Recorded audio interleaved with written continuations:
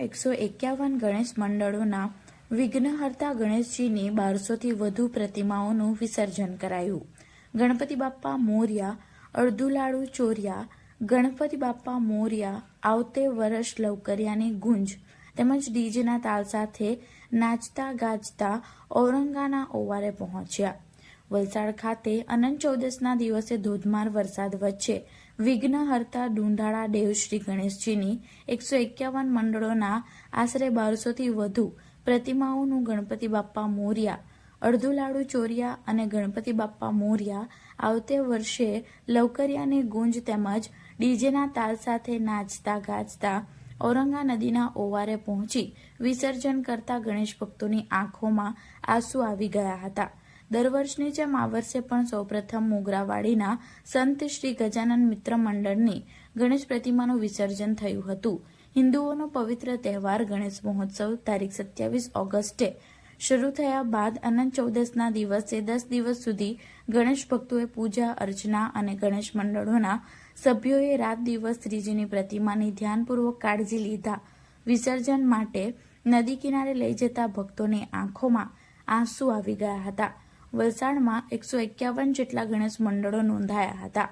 આ મંડળોના આશરે 1200થી વધુ ડુંડાળા દેવની પ્રતિમાઓ શહેરના માર્ગો પરથી ગણપતિ બાપ્પા મોર્યા, અડધું લાડુ ચોર્યા, ગણપતિ બાપ્પા મોર્યા, આવતે વર્ષે લવકરિયાની ગુંજ સાથે પસાર થઈ હતી.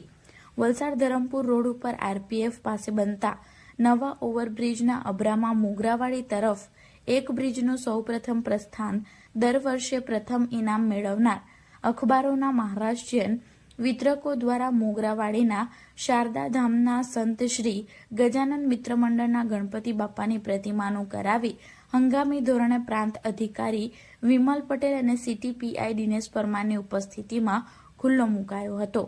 મોગરાવાડીના સંત શ્રી ગજાનન મિત્ર મંડળ દ્વારા દર વર્ષે મહારાષ્ટ્રના ત્રંબકેશ્વરથી ખાસ તેઓના ગુરુ સાથે ભજન મંડળી આવે છે અને ડીજેના તાલ સાથે